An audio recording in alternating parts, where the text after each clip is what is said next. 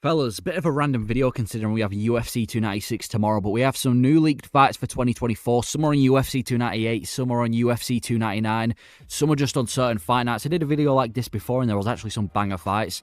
And we've got more. Shout out Big Marcel on Twitter for leaking these. He kind of does all the leak. I don't know if any of them have actually been confirmed by the UFC, but 9 times out of 10 when Big Marcel, post them, they actually happen. But yeah, we've got some banger fights. Some have already been scheduled before. Let's get into it. First fight. Curtis Blaydes versus Jailton Almeida is rescheduled for UFC 299, and I agree. They should have done this. Now, I wouldn't mind seeing Jailton Almeida versus Ciryl Gane, but his performance wasn't necessarily impressive against Derek Lewis. You don't look at that fight, and although it might have been somewhat dominant because, he did dominate Lewis, at least it was dominant, but at the same time, does he really deserve a big spot against a guy like Ciryl Gane now that I think of it? At first, I did think he did, but now that I think of it, let's just book him against each other because who is Blaydes going to fight? He pulled out of the fight due to an injury. It wasn't like Jailton Almeida went out there and subbed Lewis in one round. So I think we rebooked the fight, and they have done. UFC 299, I think the winner should get a title shot against Aspinall. I'm not sure. UFC have made it pretty clear that they're going to do Jones versus Stipe. Aspinall's left for a fight. Ciryl Gane does not deserve a fight for Aspinall for his belt, so it has to be between Curtis Blaydes, who has fought Aspinall before and actually Aspinall get injured in the fight, and Jailton Almeida, who's an upcoming prospect. I'd say he's more than a prospect now. I'd say he's more of a contender. But yeah, Jailton Almeida Blaydes. I think the winner will be Jailton Almeida. Now, the thing about this fight is that Curtis Blaydes is actually stylistically really difficult for Jailton Almeida. He's a wrestler who's got heavy hands and he's really good at mixing his striking with his wrestling. Stylistic problem for most people in the division. But his fight IQ when it comes to the big lights always lacks. It happened against Derek Lewis, happened against Sergey Pavlovich. We didn't really get to see anything from the Tom Aspinall fight. But when it's a big fight, main event, he tends to kind of, I don't know, when it's a big fight that means a lot to him, usually number one contender fights. There's a curse going around called number one contender Blaydes. He just does terrible.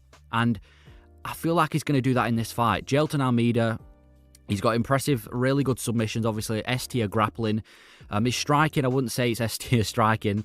I'd say striking's on the lower end of things. But I can just see Jailton Almeida a TKO in Blaydes somehow. I think he'll be able to out-grapple Blaydes, even though Blaydes is an amazing wrestler. I do have Jailton Almeida being able to wear him out and finish him by a late TKO, or maybe by a decision as well. But I'm picking Jailton Almeida to win this fight. Hopefully it's not as boring as Jailton Almeida and Derek Lewis, and the winner should get a title shot against Aspinall in the UK.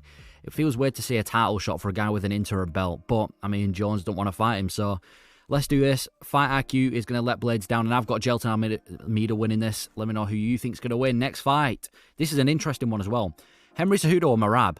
I've heard a lot of people say that this is going to be a boring fight. I actually disagree. I think this is going to be a really fun fight. I think if you put two high-level grapplers against each other, it's usually a really fun fight. I mean, maybe Aljo and Cejudo isn't necessarily the best representative of that, but when you put two high-level grapplers against each other, it's probably going to be a funner fight than when you put one high-level grappler and then one guy who can't defend takedowns to save his life. So, this fight, I really don't know who to pick. I've gone with Cejudo, but it's not a confident pick at all because they're both pretty. I mean, they're both amazing grapplers. I just can't see Mokaev out-grappling Cejudo. This Olympic medal wrestling, yes, he does have a bit of an outdated style where he just tends to lay on people and doesn't do much damage, but I don't think Cejudo's going to be able to. I don't think Mokaev's going to be able to just out-grapple Cejudo. And on the feet, if I had to say that one's better than the other on the feet, I'd go with Cejudo. I don't think Cejudo's going to finish him, though, on the feet because Mokaev has had really good recovery in the past. When he gets dropped multiple times, he'll have really good recovery. So I'll say, and on top of that, he's got really good cardio as well. So I guess that's the advantage for Mokaev.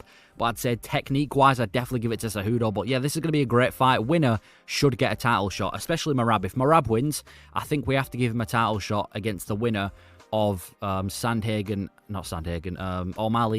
and Marlon Vera. Although Sandhagen's also in the mix, I think he deserves a shot as well. I said this before, there's too many contenders in the bantamweight division. If Cejudo wins, he doesn't necessarily deserve a title shot because he's just had a title shot and lost. He's just come back after a few years. One win over Mokaev I don't think necessarily gives him a shot, but the UFC are probably going to do it. But yeah, this is going to be a fun match. I'm really excited. The build-up as well, they've already started talking on Twitter. We finally saw some sort of trash talk by Merab, and obviously Cejudo's delivered some back. So the hype's big for this fight. I'm pretty excited for it. I think it's going to be better than people expect it to be. And hopefully, if Merab wins, we can finally see Merab versus O'Malley or Marlon Vera. Preferably O'Malley, because I feel like that fight would have a much bigger build-up. But yeah, let me know your thoughts on this fight. I think it's going to be pretty fun. Next fight, a bit of a weird one, this one. Gamrot and Rafael dos Anjos. Now, this is a really random match because, first of all, a lot of people's concerns, including myself, is what division is RDA going to fight at? He just fought lowkey at 117. Now he's going back to 155 to fight Gamrot. Another question I have is, what is this going to do for Gamrot's career? Because Gamrot's close to a title shot. I'd say he's one fight away from a title shot. I mean, he was literally supposed to be the backup for Islam and Oliveira, and then the UFC realized he's not got that name value, so they just kicked him off. But does fighting RDA, and if you beat RDA, let's say he beats him by decision, is that going to get you a deserved title shot? Because I think he's one fight away, but I don't think RDA should have been that one fight that he's chosen. I mean, RDA not had the best last few fights. I mean, he lost to lowkey, obviously got finished by the other Rafael Fiziev. I'm just not sure that gives him a title shot. I mean, I'm not saying it's going to be a bad fight, but I don't think it's going to be that fun. I think it's going to be a slightly funner version of lowkey versus Dos Anjos. I do predict Gamrot to get a finish in the later rounds by submission, because Gamrot is really impressive submissions as well. He also looked better against Fiziev than Rafael Dos Anjos did, so I'm going to pick Gamrot to win this fight, but I'm really confused. What are they trying to do with this matchup? Have they just taken two contenders? My assumption is that Gamrot wants a fight and he wants to stay active, and there's no one else that have, accepted it, so they're just giving him RDA to keep him active. But hopefully it's not that bad. It should be a decent fight. It's a bit of a random fight. I don't know what to expect, but I'm picking Gamrot to win, and hopefully he won't be that far from a title shot if he does win. Next fight, we get the return of Tuivasa once again. Well, it's not really a return. He did fight literally a few months ago, but we get Tuivasa versus Tybura. Both got finished in their last fights. In fact, Tuivasa got finished in his last 3 fights. This is a must-win for Tuivasa. He can't afford to lose his fight against Marcin Tybura, a guy with no name value. He's only had one main event, and that was only because of Aspinall. I do think Tybura is kind of overlooked. You look at him, he looks like a short, fat heavyweight, but he's actually, if you watch his fights, he's pretty durable. Obviously, just ignore the Aspinall fight, but other fights, he seems pretty durable. He's balanced. He's an okay grappler, okay striker. He's able to hang in there. He's got a good recovery as well. So I do think people underrate him, but this is a perfect matchup for Tuivasa. I said in the prediction for UFC 293, Volkov is kind of like a nightmare matchup for Tuivasa. Tybura is the opposite. It's a short, fat heavyweight. That's literally what Tuivasa wants. Yeah, obviously knocked out Derek Lewis as well. Knocked out Greg Hardy. Couple other wins in there as well, and I feel like as long as Tuivasa hasn't shattered his confidence, I don't see how he doesn't lose this fight. It's a pretty stylistically easy matchup. It's not like Tybura's an amazing grappler. He's alright at grappling, like I said, he's balanced, but I don't think he's going to go out there and, just out-grapple Tuivasa. I'm going Tuivasa by knockout in the first 2 rounds. It is on UFC 298. Is it on the prelims? It might actually be on the prelims or opener for the main card. But yeah, I'm going Tuivasa to win this, and he needs the win. If he loses to Marcin Tybura, I feel like we've got to stop talking about Tuivasa now. And I'm not one of these people that just like forgetting about people after 1 or 2 losses. But if you lose 4 times in a row, 3 of them by finish and 1 going to Tybura, that's not a good look at all. It's really not a good look. So it's a must-win for Tuivasa, but hopefully we can see Bam Bam get a knockout and go straight into the shoey. Next fight and final fight I've got on here, Mokaev versus Alex Perez. Again, another fight that I predicted. I've predicted a lot of fights on this card, but another fight that I predicted that would happen. And my prediction for the actual outcome of the fight is that I'm going to go Mokaev by decision. Again, not an easy pick, not a confident pick. It's a good test for Mokaev. I mean, Tim Elliott was a good test as well. He was able to get past him, finished him at UFC 294.